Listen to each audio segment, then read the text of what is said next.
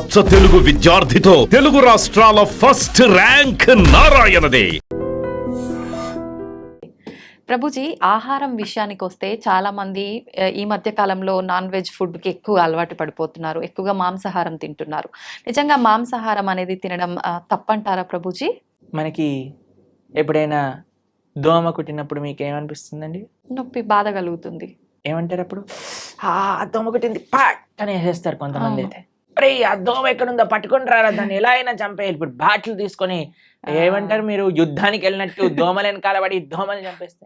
ఇంత పెద్ద శరీరం నీది, ఇంత చిన్న దోమ, ఇంత చిన్న చీమ కుడితే అబ్బో చీమ కుట్టింది, నీళ్లు పోసేయండి, చీమని అన్నిటి తీసేయండి, లక్ష్మణ్ రేఖ పెట్టేసేయండి.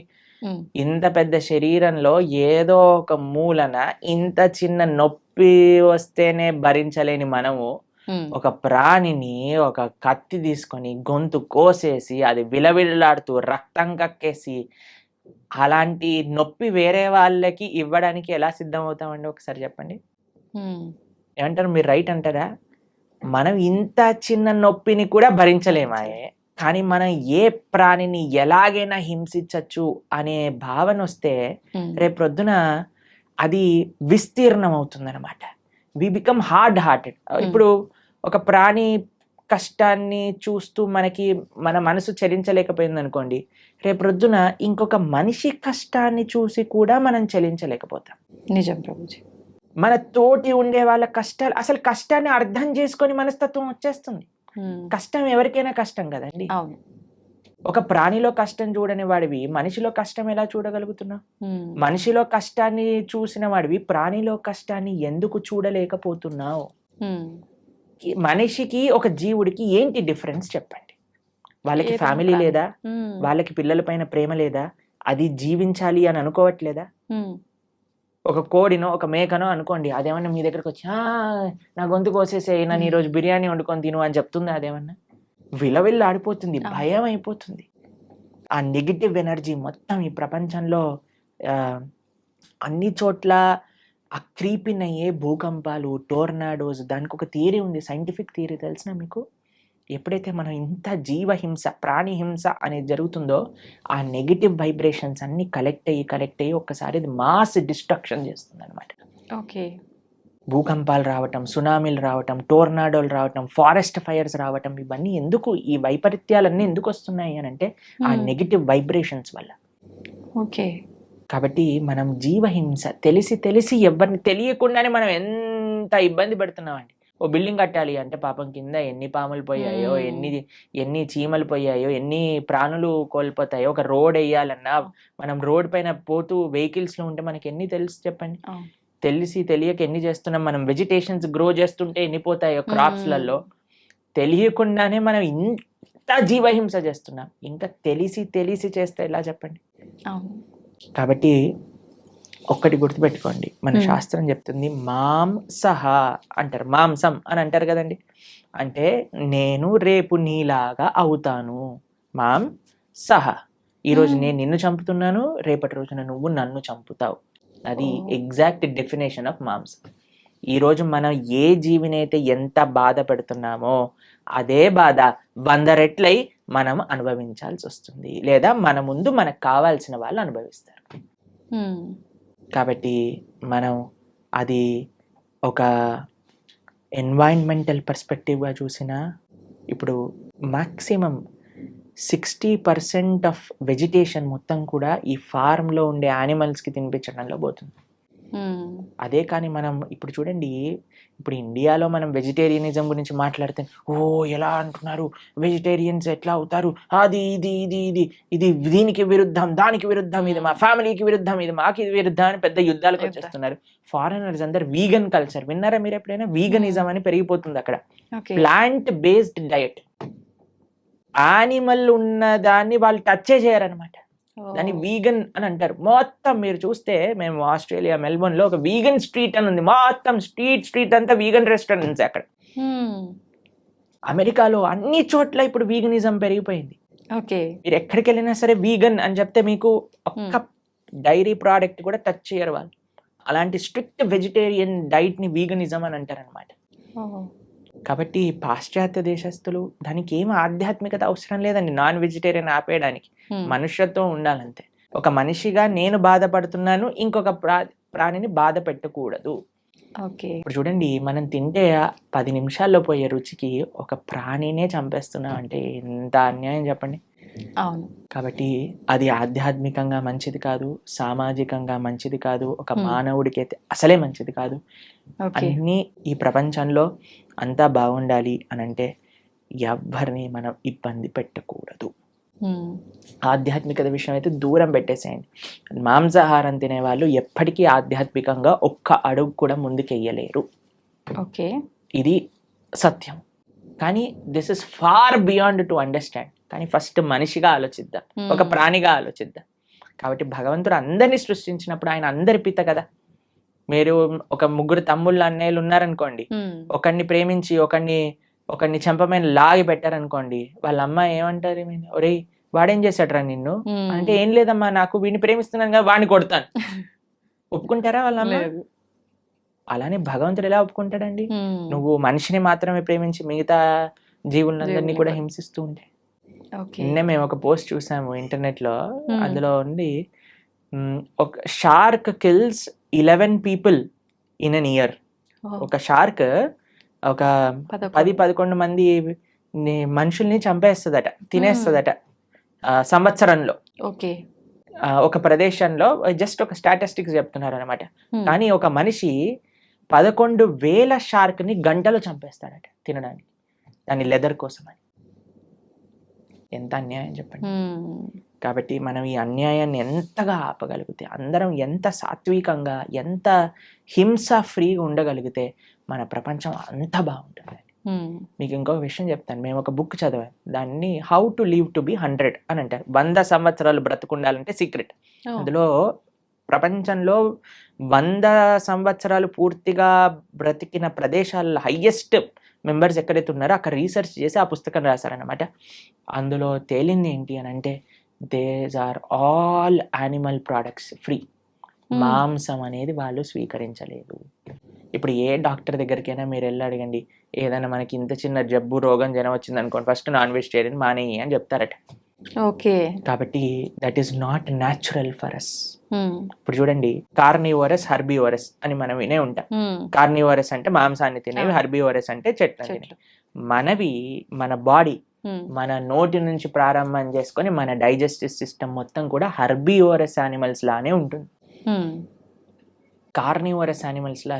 తర్వాత కొంతమంది అంటారు, మనకి ఈ 2 కూరలు ఉన్నాయి కదా ఇక్కడ అంటే, కూరలు ఉంటే నువ్వు పచ్చి మాంసాన్ని పట్టుకొని తినొచ్చు కదా, కానీ వండుకొని ఎందుకు తింటున్నావు నువ్వు? కార్నివోరస్ యానిమల్స్ అయితే అవి పచ్చి మాంసాన్ని పట్టుకొని వేటాడి తింటాయి. మనం ఏమన్నా ఇప్పుడు ఒక మేకని తినేవాడు ఏమన్నా మేక పైన పడి వాడిని చీల్చి తింటాడా? లేదు. కాబట్టి ది వెరీ థాట్ దట్ నువ్వు వండుకొని తింటున్నావు అని అంటే అది నీ శరీరానికి మార్చి కానీ నువ్వు తినలేవు అని. కానీ ఇప్పుడు చూడండి, సాలడ్స్ లో మీరు ఏ కూరగాయలు వేసినా సరే కక్కర్ అని తినేస్తారు. క్యారెట్లు తినేయచ్చు, బీట్రూట్లు తినేయచ్చు, ఏదైనా తినేయచ్చు పచ్చిగా. అవును. కాబట్టి మనకి పచ్చిగా తింటే అరుగుతుంది. ప్లస్ మన digestive system, carnivorous animals digestive system చాలా చిన్నగా ఉంటుంది, ఎందుకంటే అది వచ్చేస్తుంది బయటకు వెళ్ళిపోతుంది. కానీ మనది మాత్రం లాంగ్ ఇంటెస్టైన్, స్మాల్ ఇంటెస్టైన్, అవి డైజెస్ట్ చేసి దాన్ని న్యూట్రియంట్ కాంప్లెక్స్ చేసి అన్ని శరీరానికి ఎనర్జీ అందించి అప్పుడు కానీ బయటకు వస్తుంది. కార్నివోరస్ యానిమల్స్ చూసాను అనుకోండి, నాలుకతోటి నీళ్లు తాగుతాయి. మనం ఎలా చేస్తామండి? మనం నోటితో తాగుతాం. కాబట్టి ఇవన్నీ దేర్ ఆర్ మెనీ రీజన్స్. అటు సైంటిఫికల్గా చూస్తే, అటు హ్యూమన్ మేకప్ విధంగా చూస్తే, ఎలా చూసినా సరే ఒక మనిషి వెజిటేరియన్ గానే ఉండాలి. Okay. He cannot kill any living being. Okay. అయితే ప్రభుజీ, ఇది సృష్టికి విరుద్ధం అయినప్పుడు భగవంతుడు ఎందుకు దీన్ని ఆపలేకపోతున్నాడు మరి? అయితే ఇది తినొచ్చు, ఆ జంతువులు పుట్టిందే మానవులు తినటానికి అని ఎవరైనా మీకు సర్టిఫికెట్ ఇచ్చారా? ఉంటారు కదా. భగవంతుడు ఇచ్చాడా చెప్పండి. భగవంతుడు ఆపట్లేదు అని మీరు అన్నారు కదా, కానీ భగవంతుడు తిను అని ఎక్కడేం చెప్పాడా? లేదు. ఏదైనా ఇప్పుడు ఒక మేక పుట్టాక ఇది వీడు తినడానికి అని దానిపైన స్టాంప్ వేసి ఆయన పంపించాడా మనకి? లేదు కదా. ఎందుకు? ప్లస్ ఈ మనిషి కూడా ఎందుకు సెలెక్టివ్ గా ఉన్నాడు? నేను మేకనే తింటా, కోడిని, కుక్కని ఎందుకు తినావు నువ్వు? నీ పెంచుకునే కుక్కకి ఇంకా బయట ఉండే మేకకి ఏంటి డిఫరెన్స్? కొంతమంది డాగ్ లవర్స్ ఉంటారు, మీరు చూసినా, ఓ అవును. కన్నా మున్నా చున్నా అని ఎప్పుడు గారాబం. ఇలా కుక్కని ఇలా పట్టుకొని అలా పట్టుకొని, కుక్కకి ఏమన్నా అయితే వాళ్ళు ఏలవటం అవి.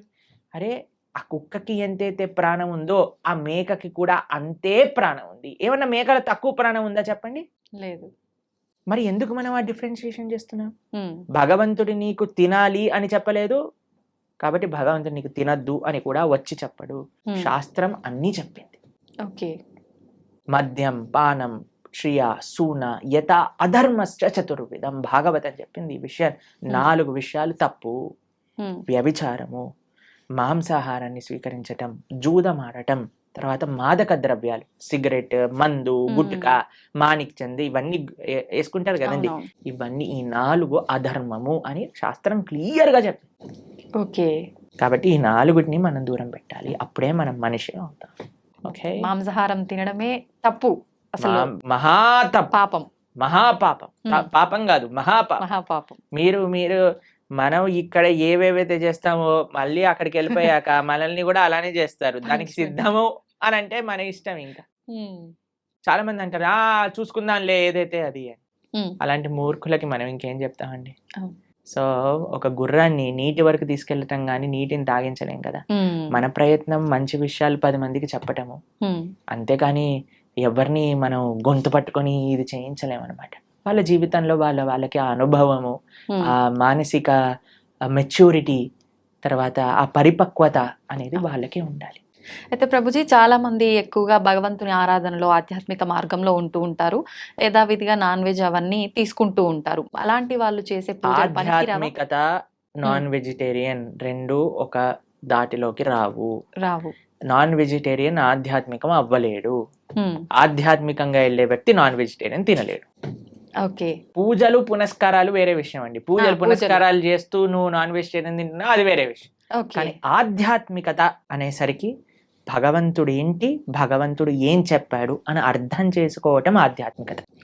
భగవంతుడు నన్ను ఎలా జీవించమని చెప్పాడో అర్థం చేసుకొని జీవించటం ఆధ్యాత్మికత. మనం 100 పూజలు చేయి, పునస్కారాలు చేసుకొని ఏదైనా చేసుకోండి, కానీ భగవంతుడు జీవించమన్న జీవన విధానాన్ని మనం ఆచరించకపోతే he will not care for us. ఇప్పుడు చూడండి, మీకు మీ పిల్లలు ఉన్నారు, మీరు చెప్పిన మాట వినటం మీకు ముఖ్యమా? మీరు చెప్పిన విధంగా వాళ్ళు ఉండటం మీకు ముఖ్యమా? లేదా మీరు చెప్పిన విషయాలు ఏమీ పాటించకుండా బయటికి వెళ్ళి మా అమ్మ ఇంత గొప్పది, మా అమ్మ అంత గొప్పది, మీ ఫోటో పెట్టుకొని రూమ్లో రోజు ప్రొద్దున అగరబత్తులు తిప్పేసి ఆరతులు పెట్టేసి మీకు పెద్ద పెద్ద మాలలు వేయటం ముఖ్యమా? మీరు చెప్పండి, ఏది మీకు సంతోషాన్ని ఇస్తుంది? చెప్పిన మాట ఆచరిస్తే అంతే కదా. చెప్పిన మాట ఆచరించి మీరు పెద్దగా ఏం చేయకపోయినా మీరు ఆనందంగానే ఉంటారు కదా. అన్న చదువుకో, మంచిగా ఉండు, 10 మందితో మంచి చెయ్యి, నువ్వు ఎప్పుడు బాగుండాలి, అది మీరు చెప్పిన విధానాన్ని వాళ్ళు ఫాలో అవుతాయి కదా. అదే ఆధ్యాత్మికత అంటే. భగవంతుడు ఏం చెప్పాలనుకుంటున్నారో తెలుసుకొని దాన్ని ఫాలో అవ్వటం ఆధ్యాత్మికత. భగవంతుడు ఫోటోలు పెట్టి ఓ ఓ అని తిప్పేటాల ఆధ్యాత్మికత కాదు. ఎప్పుడు వరకు మనం ఆయన మార్గాన్ని ఫాలో అవ్వకపోయినంత వరకు. ఒక్కసారి మనం ఆయన చెప్పే విధానాన్ని ఫాలో అవుతూ మిమ్మల్ని ప్రేమతో, ఇప్పుడు చూడండి మీ పిల్లలు మీరు చెప్పిన విషయాలు అన్నీ మంచిగా విని మీ పుట్టినరోజు రోజు ఒక గ్రీటింగ్ కార్డ్ చేసి మీకు చాలా సేపు కష్టపడి ఒక గ్రీటింగ్ కార్డ్ చేసి ఇచ్చారనుకోండి, మీకు ఎంత సంతోషం ఇస్తుంది. అరే మా పిల్లలు ఎంత బంగారు కొండలరా, నేను చెప్పిందన్ని మాటలు వింటారు, నాకు ఇంత ప్రేమ గ్రీటింగ్ కార్డ్ తీసుకొచ్చారనిపిస్తుందా? అలానే భగవంతుడికి కూడా మనం ఎప్పుడైతే ఆయన మాటలు విని ఆయన ఆరాధన చేస్తామో అప్పుడు ఆయనకు అంత సంతోషం వస్తుంది.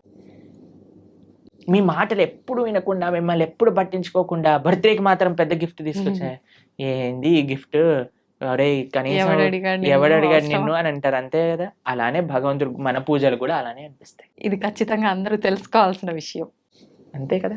ప్రభుజీ, పిల్లల టాపిక్ వచ్చింది కాబట్టి నేటి బాలలే రేపటి పౌరులు అంటారు. అయితే అటువంటి పిల్లల్ని మనం పెంచే విధానము కరెక్ట్గా ఉండకపోవడం వల్ల అంటే ప్రభావం పడుతుందా, లేదంటే విద్యా వ్యవస్థ ప్రభావం ఏమైనా ఉంటుందా ప్రభుజీ? అన్ని ప్రభావం. మనం పెంచే విధానం, విద్యా వ్యవస్థ, టీచర్లు, మీడియా, వాళ్ళు చూపించేవి, వాళ్ళు ఉండే ఫ్రెండ్స్, అన్నిటినీ ప్రభావం ఉంటుంది. కరెక్ట్, అన్నీ కూడా జాగ్రత్తగా ఉండాలి. ఇప్పుడు అన్నిటినీ మార్చేయలేం కదండి. మన వంతు మన మార్పు మనతోటి ప్రారంభం అవ్వాలి. కాబట్టి ఇప్పుడు చూడండి, అందరి పిల్లలకి హాలిడేస్ టైం. ఇప్పుడు మీ హాలిడేస్ లో మీ పిల్లలకి ఏం నేర్పిస్తున్నారు? ఎన్నో మంచి మంచి ఆధ్యాత్మిక కేంద్రములలో సేవా మాధ్యమంగా సమ్మర్ క్యాంప్స్ జరుగుతున్నాయి. మన ఇస్కాన్ హైదరాబాద్లో సమ్మర్ క్యాంప్స్ చేస్తున్నారు, మేము ఆదిలాబాద్లో రేపు సమ్మర్ క్యాంప్ చేస్తున్నాం.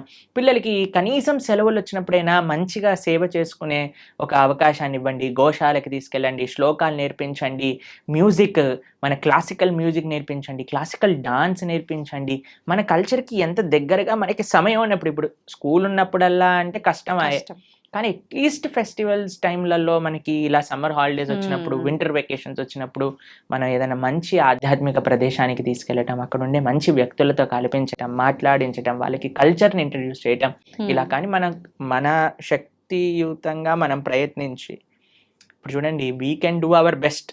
దాని తర్వాత ఇంకా వాడికి జీవితంలో ఏం చేసుకుంటారో అనేది వాళ్ళ ఇష్టం, కానీ మనము ఇవ్వకపోతే మన తప్పు అవుతుంది. కాబట్టి వాట్ వీఆర్ సేయింగ్ ఇస్, అందరు పేరెంట్స్ కూడా మీ వైపు నుంచి మీరు ప్రయత్నం చేయండి. ఇప్పుడు సమ్మర్ హాలిడేస్ వచ్చాయి, మంచి ఆధ్యాత్మికంగా అలానే విశేషాలు అన్నీ కూడా నేర్పించేటట్టుగా మంచి విశేషాలు నేర్పించండి. మ్యూజిక్లో మంచి విశేషాలు, డాన్స్లో మంచి విశేషాలు, శ్లోకాల్లో మంచి విషయం, అన్నిట్లో మంచి ఉంది, ఆ మంచిని నేర్పించండి అని చెప్తున్నాను అంతే. ఓకే. కాబట్టి సమయం ఉన్నప్పుడు పిల్లల్ని ఎంగేజ్ చేయాలండి. పిల్లలకి ఫ్రీ టైం ఇస్తే వాళ్ళు పాడైపోతారు. కాబట్టి మీకు సమయం ఉన్నప్పుడు మీరు కానీ హాలిడేస్లో వాళ్ళని ఎంగేజ్ చేయలేదనుకోండి, ఫోన్కి అడిక్ట్ అయిపోతారు, టీవీకి అడిక్ట్ అయిపోతారు, తర్వాత టెలివిజన్కి అడిక్ట్ అయిపోతారు. ఇవన్నీ మనకు వద్దు అన్నప్పుడు వాళ్ళని మార్నింగ్ టిల్ నైట్ స్కిల్స్లో ఎంగేజ్ చేయండి. స్విమ్మింగ్ నేర్పించండి, ఇన్స్ట్రుమెంట్స్ నేర్పించండి, ఎక్సర్సైజ్కి తీసుకెళ్ళండి. బయట ఎంత వీలైతే అంత మనం ఉంచడానికి ప్రయత్నం చేయాలి. మీరు బయట ఉండాలి, మీరు ఫోన్ పట్టుకొని కూర్చున్నారు అనుకోండి, వాడు ఫోన్ పట్టుకొని కూర్చుంటాడు. కాబట్టి let us all use this time nicely. ఈ సమయం మనకి ఏదైతే ఉందో దాన్ని బాగా యూజ్ చేసుకొని పిల్లల్ని ఒక మంచి ట్రాక్లో పెట్టేటట్టుగా మనం ముందుకు తీసుకెళ్ళాలి. మీ అందరికీ మంచి వేసవి సెలవులలో మంచి ఆధ్యాత్మిక మార్గం వైపు మీరు నడుస్తూ మీ పిల్లల్ని నడిపిస్తారు అని భావిస్తూ, హరే కృష్ణ. Thank you Prabhuji. నిజంగా మీరు చెప్పినవన్నీ వింటుంటే నిజంగా ఇదంతా నిజమే కదా, ఎందుకు ఎక్కడ మిస్ అవుతున్నాం అందరం ఇవన్నీ పాటించడంలో అనిపిస్తోంది ప్రభుజీ. ప్రతి ఒక్కరికి కూడా అలా అనిపించాలనే కోరుకుందాం, మార్పు మొదలవ్వాలనే కోరుకుందాం ప్రభుజీ. చాలా మంచి విషయాలు తెలియజేశారు. Thank you Prabhuji. హరే కృష్ణ. హరే కృష్ణ ప్రభుజీ. హరే కృష్ణ.